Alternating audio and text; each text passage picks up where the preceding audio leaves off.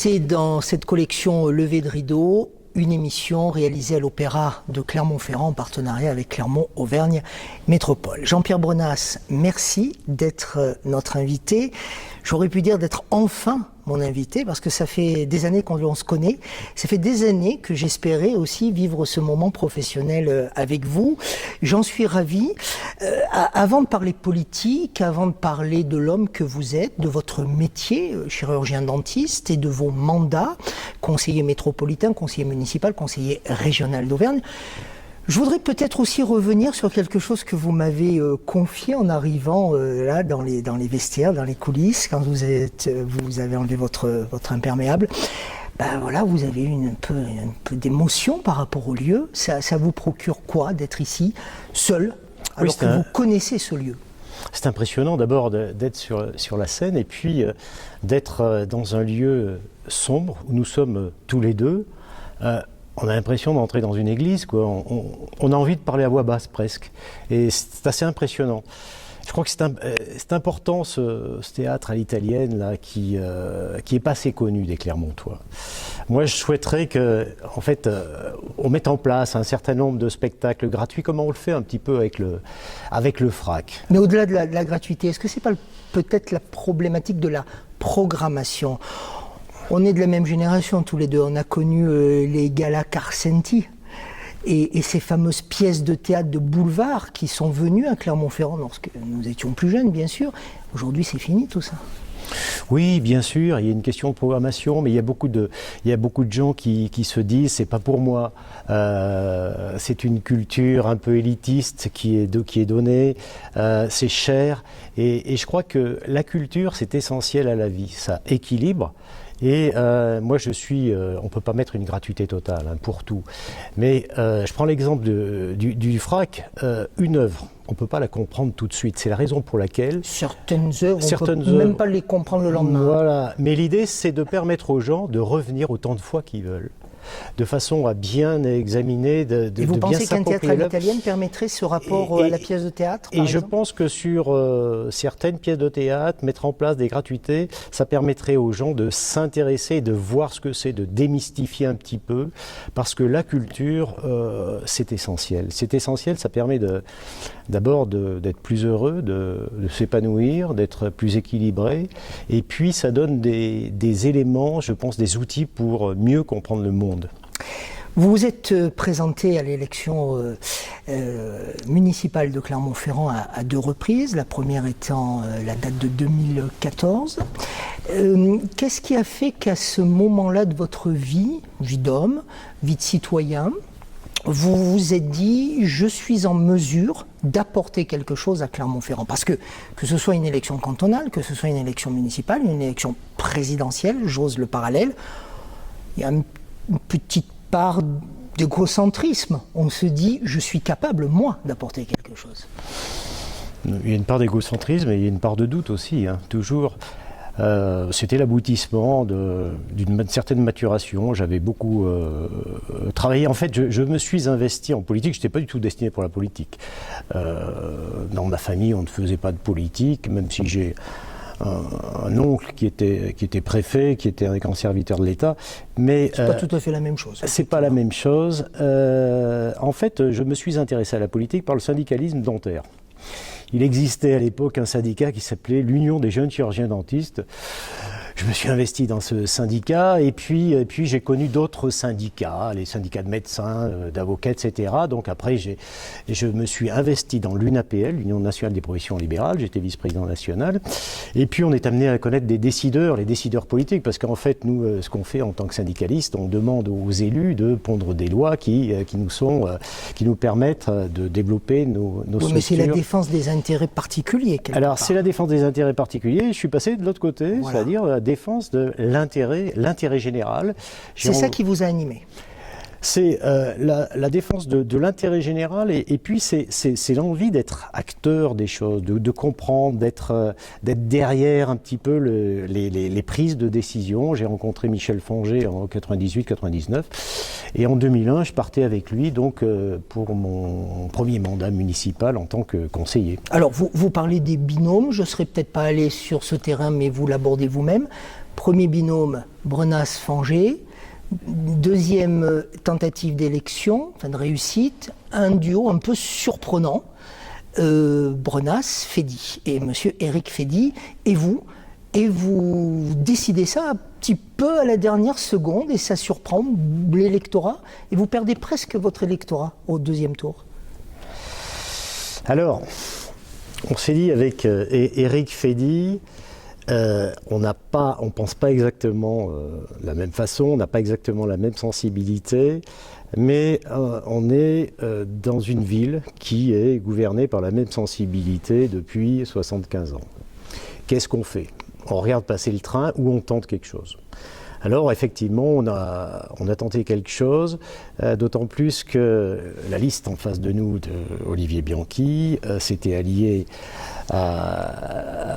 ne s'était pas alliée précisément à Marianne Maksimy, et donc nous sommes dit, en groupant nos forces, en additionnant nos compétences, nos hommes, etc., on va pouvoir faire quelque chose. Bon. Ça ne s'est pas passé comme nous l'avions souhaité. Vous savez, Clermont, c'est très compliqué. D'abord, c'est une ville où Giscard s'est présenté. Et Giscard a perdu. Face à Roger Quillot. Face à Roger Quillot. Et là, beaucoup se sont dit, si Giscard... 300 voix d'écart. Si Giscard loupe, bon, ça va être très compliqué pour... Ça, on vous l'a dit, vous ou toi, Jean-Pierre, je l'ai entendu. Brenas, vous ne réussirez jamais parce que Giscard n'a pas réussi, et à l'ombre des grands arbres, nul ne pousse. Oui, c'est ça, je l'ai entendu. Et il y a un certain fatalisme dans la ville. Oh, la droite, elle n'y arrivera jamais. Et j'avais envie de relever ce challenge. Et nous ne sommes pas passés loin en 2014, puisqu'en 2014, au deuxième tour, je fais 42%, ma liste fait 42%, Bianchi gagne avec 48%, mais en s'alliant avec l'extrême gauche. Nous avions une liste d'extrême droite, dans les pattes si je peux dire, qui fait 10%. C'est-à-dire nous sommes 3. La liste Bianchi alliée à l'extrême gauche, et moi j'ai refusé de m'allier à l'extrême droite. Perdu. Je n'aurais rien.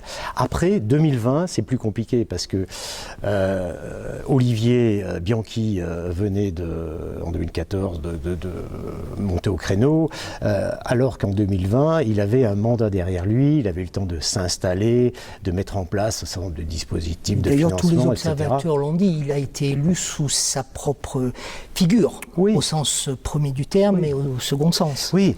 Après, vous savez, il y a un fond politique. À Clermont, Mélenchon arrive en tête au présidentiel. Clermont, la gauche... Donc ça veut dire que jamais, en tout cas pas de notre vivant à vous et à moi... Oh, j'espère que si. Il y aura un homme ou une femme plutôt de droite? Forcément, Clermont va basculer un jour ou l'autre. Mais, bon, alors il faut être patient, mais les Clermontois se rendent compte que c'est la vie, c'est le quotidien de chacun de se remettre en question. Oui, mais à force de dire il n'y aura jamais ou ça sera difficile de battre la gauche parce que c'est une terre de gauche, est-ce qu'on n'en fait pas un argument de combat, de campagne, dont les Français ne veulent plus? Parce que les Français aujourd'hui, et le positionnement peut-être politique d'Emmanuel Macron l'a montré, ils ne veulent plus des clivages.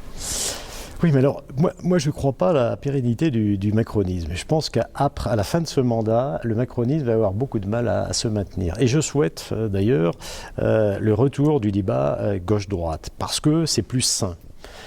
Il y a une vision de la société de gauche. C'est votre coach Raffarin. Il y a une vision de droite, et la politique, c'est pas non plus la guerre nucléaire. Moi, je suis pour la production de richesses. Faire exister les clivages, c'est pas faire exister les classes sociales. Voilà. Et je crois que finalement, au bout du compte, les gens se retrouvent mieux dans ces débats, parce qu'on est dans un compromis avec le macronisme. C'est un coup à gauche, un coup à droite, et je crois qu'il vaut mieux avoir un bon vieux débat avec deux visions différentes. Il y a d'un côté plus une vision égalitariste de la société, nous sommes plutôt pour l'équité, nous défendons la valeur travail, de l'autorité, de la sécurité, et je crois que la remise en question, ça fait partie de la vie, c'est naturel. Et vous pouvez interroger même le personnel municipal, je suis certain qu'il serait très heureux d'avoir cette respiration démocratique. Jean-Pierre Brenas est mon invité ici sur la scène de l'Opéra de Clermont dans le cadre de la collection Lever de rideau, collection que vous connaissez, je sais, vous me l'avez dit. J'avais noté 4 mots. Vous en avez prononcé 3, politique, engagement, conviction. Il m'en reste un. Le sport? Non, les coups. Ah, les coups, on en prend. Après, je ne vais pas dire qu'on n'en donne pas, hein, parce que... Vous êtes honnête, au moins vous êtes honnête. c'est la politique. Mais je crois qu'on n'a pas toujours une idée bien réelle du monde politique. Vous avez appris à les donner les coups? Oui, on en donne, mais c'est pas toujours ce qu'on croit. Vous savez, on peut avoir des amis à gauche. On a aussi des inimitiés dans son propre camp. Et il arrive avec nos adversaires qu'on se tape dessus en conseil municipal, en conseil métropolitain. Et nous sommes sincères parce que nous défendons chacun nos convictions, les programmes de nos partis politiques. Mais dans le même temps, on peut se respecter. On peut respecter l'homme. On peut s'envoyer un petit SMS après coup. Et je crois que c'est ça qui est intéressant en politique, parce qu'il y a un combat d'idées, mais aussi il y a un relationnel au plan humain qui pour moi m'apporte beaucoup. Et les coups dans votre propre camp, parce qu'à 2 reprises vous vous présentez, parce que vous avez des stratégies qui ne donnent pas ce que vous avez espéré, ce en quoi certains ont cru dans votre camp. Est-ce que vous avez pris des coups aussi de vos propres amis? Oui, il y en a toujours. Hein. Il y en a toujours, parce que, vous savez, quand vous lancez dans une bataille politique à Clermont, vous essayez de bousculer un ordre établi. C'est un fief de gauche, Clermont, et les institutionnels et les associations et beaucoup de monde ont intérêt à ce que ça ne change pas, et parfois dans le monde politique et parfois dans son propre camp. Mais tout ça, c'est la loi de la politique. C'est valable dans n'importe quelle ville, et c'est ce qui m'a intéressé d'ailleurs, c'est le challenge, parce que pour moi, finalement, la politique, c'est pas vital, c'est pas alimentaire. Côté alimentaire, même, j'ai plutôt tendance à perdre en faisant de la politique, si je peux m'exprimer ainsi. Vous travaillez moins, c'est ce que vous voulez dire. Voilà, c'est ça. La politique, c'est un tout, c'est une passion. J'adore ça parce que c'est un engagement au service des gens et on améliore le quotidien de nos concitoyens. Et c'est tout à fait exaltant. D'ailleurs, je fais une petite parenthèse, la très grande majorité des élus locaux sont des gens remarquables, de tous bords. Ce sont des gens honnêtes, qui gagnent 3 fois rien. Et malheureusement, on a des caricatures dans les médias au niveau national. Voilà. Je ferme la parenthèse. Mais la politique, c'est pas toute ma vie non plus. J'ai ma vie professionnelle, j'ai ma vie familiale, j'ai ma vie... On y vient. Une dernière question politique. De ma part, ne pas gagner et demeurer, c'est possible? Oui, parce que moi, j'ai jamais associé la victoire au bonheur. En fait, la victoire, c'est bien pour mon camp politique, ça aurait été bien pour la ville. Je pense que Clermont a vraiment besoin de bouger. Mais ça ne vous empêche pas, vous... À titre personnel, de demeurer moi, dans le combat, c'est ce que vous dites. Je demeure dans le combat et je suis très heureux parce que, encore une fois, c'est pas lié à mon état d'esprit, quoi. J'aurais préféré gagner, bien entendu. J'ai perdu 2 fois. J'ai été élu par contre à la région avec un président dynamique, avec une autre gestion, enfin c'est tout à fait autre chose, c'est un autre monde politique de Laurent Wauquiez. Mais pour moi, une défaite ici à Clermont, voilà, ça ne m'empêche pas de vivre.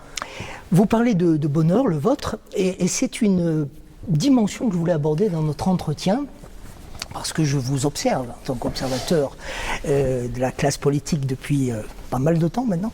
Je vous observe, ça ne nous rajeunit pas ni l'un ni l'autre, je vous observe depuis un certain temps et j'ai eu le sentiment, pas vous donner une date, mais j'ai eu le sentiment que durant l'été ou au printemps, il s'est passé quelque chose qui vous a permis de vous lâcher. Nous n'avions plus sur les réseaux sociaux Jean-Pierre Brenas, mais nous avions Jean-Pierre ou Monsieur Brenas, qui disait les choses avec authenticité. Vous assumiez votre passion pour les voitures, votre passion pour les motos. Vous assumiez le fait d'une balade simple avec votre épouse. Il y a une belle photo qui a circulé, qui a fait des centaines de cœurs, hein, comme on dit. Peut-être que même vous, hein, ça vous a surpris. Oui, complètement, oui. Ouais. Qu'est-ce qui s'est passé, Jean-Pierre Bonas? En fait, je crois qu'il y a la conjonction de plusieurs choses. Tout d'abord, il y a la perspective de ne plus avoir ce poids de se présenter aux élections municipales. C'était quand même un poids. Et la deuxième chose, alors je me suis senti un peu libéré. J'ai un mandat, conseiller régional, qui me plaît beaucoup, et puis on a les moyens d'agir, etc. On peut en revenir là-dessus. Et puis il y a une deuxième chose. Mais ça veut dire que vous vous présenterez plus? Le municipal, non. Pas à Clermont. Ni ailleurs d'ailleurs. Non, je ne me présenterai pas. Actuellement, je donne un coup de main aux jeunes et c'est très intéressant pour les conseiller, les former entre guillemets. Hein, j'ai pas cette prétention, mais j'essaie d'accompagner une nouvelle génération de jeunes qui s'intéressent à la politique, qui s'intéressent à Clermont, des jeunes très bien. Donc ça veut dire qu'il y a un truc qui. Voilà, il y a un truc qui est passé côté municipal. Mais est-ce que c'est pas ça qui vous a manqué pour gagner cette authenticité qui existe aujourd'hui, puisqu'en fait vous montrez l'homme que vous êtes vraiment? Je sais pas, c'est possible, hein, parce que quand on a la pression de se présenter à une élection comme ça, on fait toujours trop attention en fait. Après, c'est vrai qu'il y a une certaine forme de libération. Il y a une deuxième chose aussi, c'est le Covid avec le confinement. Moi, je me souviens, entre les deux tours des municipales, je me suis retrouvé avec Julien Bonny, mon directeur de campagne. Il fallait fermer la permanence et la ville était bouclée. On restait chez soi, plus de cabinet. Et là, on se pose des questions. Alors, le temps est passé et finalement, je me suis rendu compte, comme beaucoup d'ailleurs, la plupart des gens, cette période de confinement m'a fait évoluer aussi dans mon rapport à la vie en général, le temps qui passe, se dire finalement chez soi on est bien, avec sa famille, avec les bois qui entourent, le sport le soir, et là, moins de pression politique, une autre vision de la vie. J'ai changé mes horaires au cabinet aussi. Et là, je me suis dit, je me lâche. Je me lâche dans le sens où, j'ai envie de m'exprimer, de dire ce que je pense. Je le dis avant, mais je veux dire, je n'ai plus de tabou. Vous faisiez allusion à mes loisirs. J'ai plus de problème avec ça. J'assume complètement. Mais cette conviction que vous partagiez tout à l'heure et qui vous a permis d'entrer en politique, aujourd'hui, elle pourrait exister avec l'authenticité, je reprends le terme que oui, tout à fait. L'authenticité qui vous caractérise davantage. Ça n'enlève rien à mon engagement. D'ailleurs, je suis toujours président du groupe d'opposition à la ville et à la métropole. Et je prends cette mission vraiment à cœur. Hein. Olivier s'en plaint peut-être un peu. Là, on parle d'Olivier Bianchi. Mais non, j'ai rien perdu de cette envie de faire, mes convictions. Mais par contre, j'aborde ça de façon un petit peu différente. Alors peut-être plus authentique. Ouais, voilà, c'est ça. C'est quoi la prochaine photo qui va faire un carton? Je sais pas, peut-être sur ma moto. Je crois savoir à quoi vous faites allusion. Et on verra lequel des deux a le plus de likes. Un dernier point, parce que je sais qu'il vous tient à cœur, mais là encore, en faisant de la politique, vous l'avez peut-être un petit peu évacué, c'est la dentisterie. C'est un domaine, donc vous êtes chirurgien dentiste. Vous aimez soigner les personnes au niveau des dents. Qu'est-ce qui fait que vous êtes allé plus vers cette spécialisation-là que les mains, que autre chose? Alors je vais vous décevoir, c'était un peu le hasard. Mon frère était en médecine et j'avais pas un choix très arrêté, donc je me suis dit pourquoi pas médecine. Et puis en fait, j'ai appris, je me suis intéressé à dentaire, j'avais des amis et là je me suis dit dentaire ça pourrait m'intéresser parce que c'est un métier qui est manuel, il y a beaucoup de relationnel et donc j'ai passé le concours. J'avais médecine d'ailleurs, mais j'ai préféré choisir dentaire parce qu'à l'époque les premiers allaient en médecine et puis après les autres en dentaire. Donc j'ai choisi dentaire et j'adore mon métier. Vous êtes même expert auprès des tribunaux. Je suis expert. Et c'est un métier qui vous permet de rendre le sourire aux gens, alors au sens large, mais de soulager. D'abord, qui a connu une rage de dents sait à quel point la rage de dents nous bloque complètement. C'est ça, on apporte un soulagement, c'est de la santé, c'est un relationnel. Et puis finalement, j'ai trouvé une certaine complémentarité avec la politique, puisque ça permet de mieux connaître ce qui se passe dans la ville. Les gens vous parlent du problème du quartier. Alors là, depuis qu'ils me connaissent en politique, j'ai beaucoup de questions qui ne sont pas seulement liées à leur santé dentaire. Hein. Ah oui, les gens se révèlent et vous donnent des idées, ou ils me posent des questions, ou ils me demandent un coup de main. D'accord, voilà. D'accord. Comment expliquez-vous que le monde de la dentisterie, en revanche, par rapport à l'ensemble des spécialisations médicales, est celui qui est presque le plus discret? On ne parle pas des recherches sur les dents, on ne parle pas des évolutions de soins. Ça y est, les dentistes sont au top. Vous ne pouvez plus évoluer dans la manière de soigner nos dents?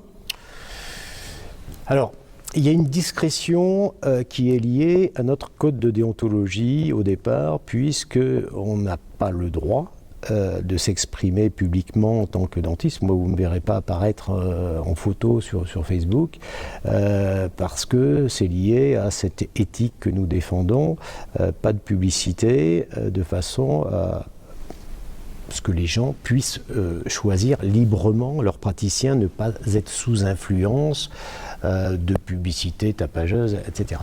Et ça, c'est très important pour nous, parce que on exerce un métier qui est particulier. On a besoin de ce colloque singulier, comme le médecin d'ailleurs avec son malade. Le colloque singulier, c'est un petit peu ce qu'on fait tous les deux tout de suite, c'est cette notion de confiance. Et pour qu'il y ait la confiance entre le patient et le dentiste qui est choisi, il faut qu'il y ait un certain nombre de règles que nous respectons. C'est notre code de déontologie, c'est notre éthique, c'est-à-dire libre choix du praticien, c'est exercice indépendant. On ne fait pas partie d'un groupe, c'est responsabilité directe de l'acte, et c'est tout ce code déontologie qui fait un petit peu la discrétion de la profession. Après, il y a des sociétés scientifiques qui communiquent, et des progrès énormes ont été faits avec les implants. Alors malheureusement, en France, on n'a pas les moyens de financer ces nouveaux actes qui permettent aux gens d'avoir des vies, notamment vieillissantes, très agréables pour mastiquer, pour manger, voilà. Ça, c'est des actes qui devraient être pris en charge. Les implants dentaires, on traite des prothèses fixées et non pas des prothèses amovibles. Donc ça, c'est des points pour lesquels on se bat toujours. Et vous avez peut-être raison, on ne communique pas assez, parce que si on communiquait plus, on obtiendrait peut-être plus de prise en charge par l'assurance maladie, effectivement, sur ce type d'acte. C'était juste un constat, mais qui visiblement est partagé par un des praticiens de la profession. Une dernière question, c'est celle que je pose à tous mes invités. On revient un petit peu en arrière par rapport à notre échange, Jean-Pierre Brennas. Voilà, aujourd'hui l'opéra il est pour vous. Je vais m'éclipser. Vous voulez faire venir qui sur les fauteuils qui sont derrière vous, et surtout pour leur dire ou lui dire quoi? Bien, j'aurais envie de faire venir mes amis, bien entendu, ma famille, les gens que j'aime ici, mais après, je ne suis pas certain que je sois disposé à leur faire un discours. J'aurais envie de leur dire, allez, on va monter sur scène tous, on va se faire un beau selfie, on boit un coup, et puis on s'amuse. Comme a dit Albert Camus, il n'y a pas de honte à être heureux. Jean-Pierre Brennas, c'était notre invité dans Lever de rideau. Merci. Merci.